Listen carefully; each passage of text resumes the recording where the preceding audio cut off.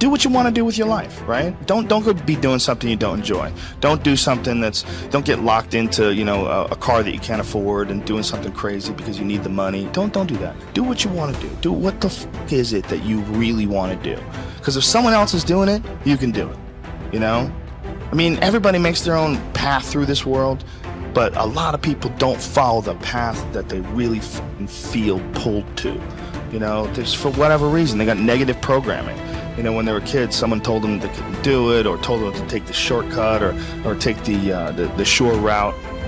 That's a sad thing, man, when you talk to dudes, especially like talented dudes, and they don't follow up with what they want to do. Even if other people can't see through their filter of criticism, you're still driven by love. Every one of you is a piece of all that is. Every one of you. And if that critical mind comes up and says not good enough in any sense, there's a point where you have to stand back and say, that's not me. I am more than the program.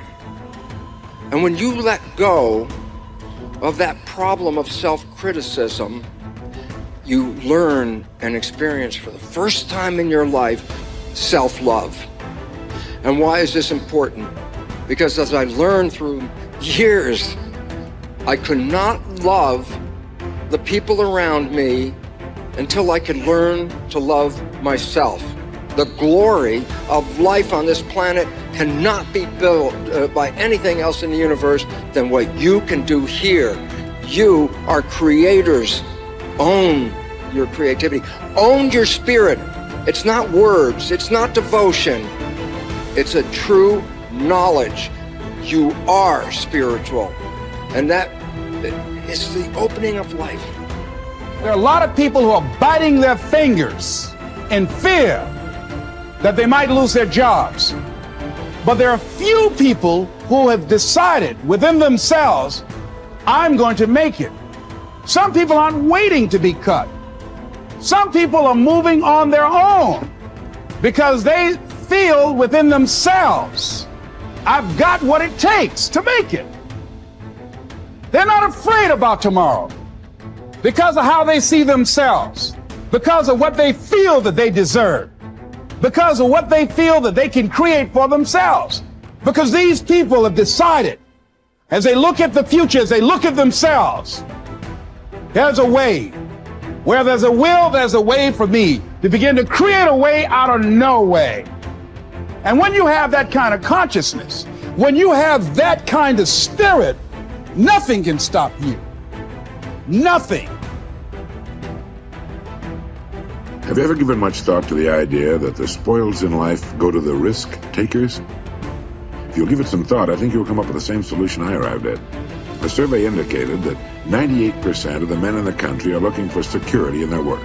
That is, they're mainly interested in losing themselves deep in the warm, nourishing viscera of some large corporation, which is fine. I'm not knocking it. I'm just commenting on it. But these are not, as a rule, the risk takers. They're more the play it safers. And while they can have good and successful careers all their working lives, the chances are against they're hitting the big jackpot. Now, the reason I say this is because this sort of life, as a rule, does not encourage a man to do much more than he has to do. And he'll usually spend his free time, which comes to something like 72 hours a week when he's neither working nor sleeping, in pursuits not calculated to help him get ahead in the world. Now, the man who risks his spare time writing a book, painting pictures, fiddling with inventions, continuing his education, is generally the one in this kind of milieu who will advance above his fellows. But the man who risks all of his time on a goal he wants to reach, on a dream in his heart, who stakes his livelihood and the livelihood of his family upon his own brains and the proper use of his time, and tackles the world single-handed, here's the risk-taker to whom the spoils will generally accrue. Now, I'm not talking about the impractical dreamer and stargazer. I'm talking about the man of action who gets out and raises the dust in the world. He might take some king-sized pratfalls and be snickered at by friends and relatives of a more conservative bent, but he'll usually make the grade if he stays with it, and earn their admiration, if not envy, before he's through.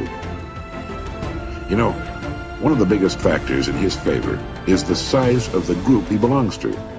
According to the most reliable figures I can find, this risk-taker belongs to only about 2% of the population. And since he's generally working on an idea that will in some way serve the big 98%, the odds swing rather favorably to his side.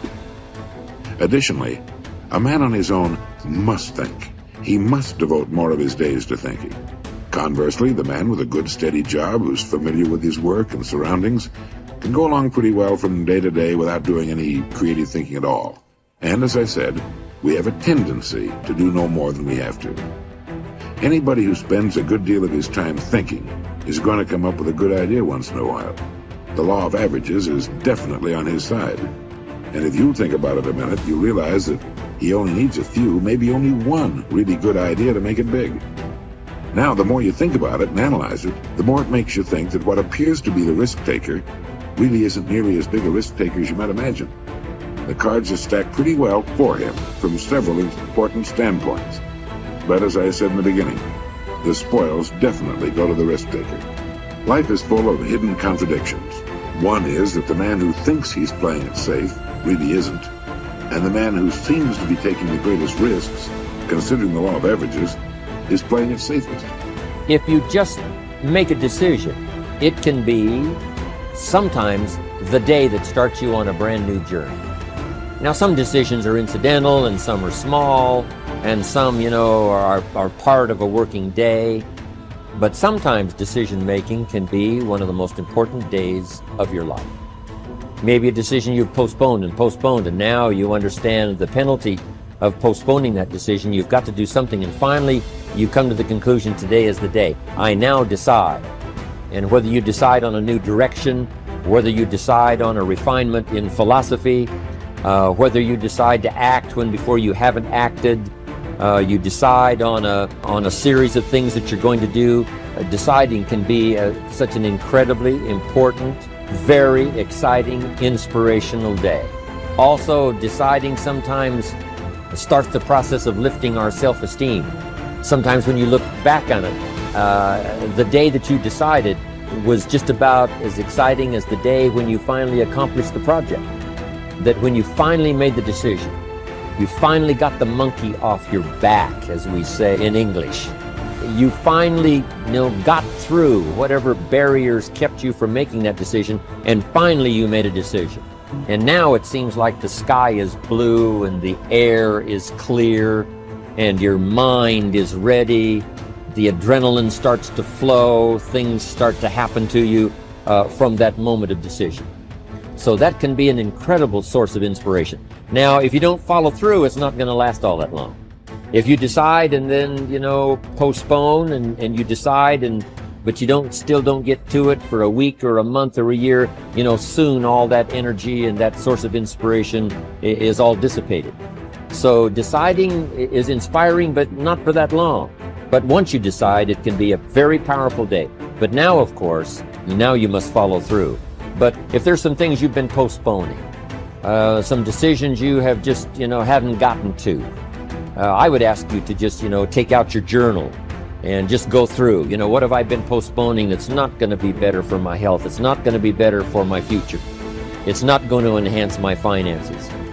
Maybe a problem needs to be solved. I got to decide when I'm going to do it and how I'm going to proceed. I need to get to it. I promise you, if you'll go through some of that list and start making those decisions, your inspiration will start to flow, and those could be very critically important, exciting days. Indecision is the thief of opportunity. Indecision means the door is still closed. Indecision means the opportunity waits. Indecision means what could be is postponed or may never be. And those are all the penalties of indecision.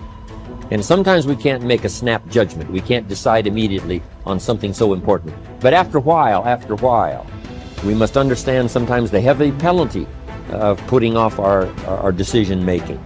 So, one source of inspiration, deciding. Nothing is so embarrassing as watching someone do something that you said could not be done. People who embrace possibility thinking are capable of accomplishing tasks that seem impossible because they believe in solutions. When you believe you can do something difficult and you succeed, many doors open for you. Big thinkers are specialists in creating positive, forward-looking, optimistic pictures in their own minds and in the minds of others. If you embrace possibility thinking, your dreams will go from molehill to mountain size, And because you believe in possibilities, you put yourself in position to achieve them. The winners in life think constantly in terms of I can, I will, and I am. Losers, on the other hand, concentrate their waking thoughts on what they should have done or what they don't do.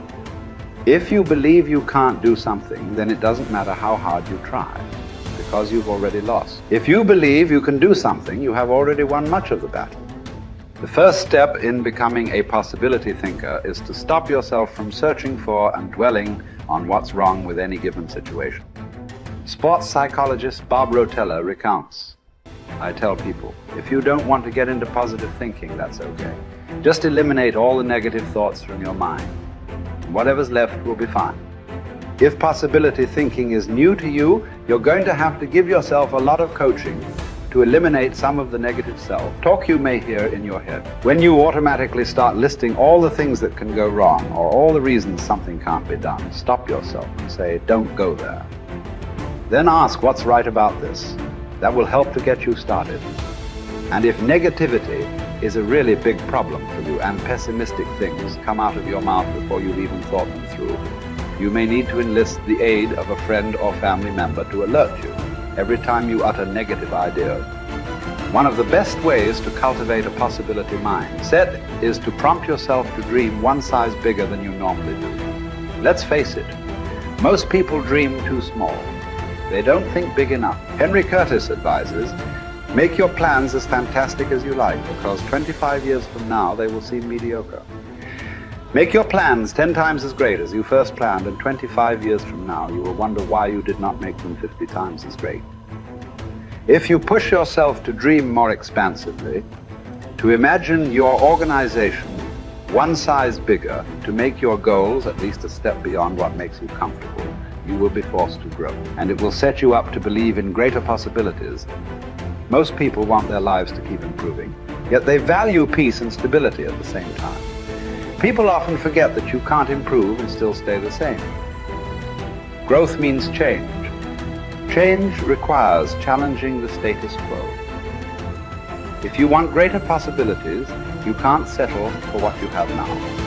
When you become a possibility thinker, you will face many people who will want you to give up your dreams and embrace the status quo. Achievers refuse to accept the status quo. As you begin to explore greater possibilities for yourself, your organization, or your family, and others challenge you for it, other possibility thinkers across the country and around the world are thinking about curing cancer, developing new energy sources, feeding hungry people, and improving quality of life. They are challenging the status quo against the odds. And you should too,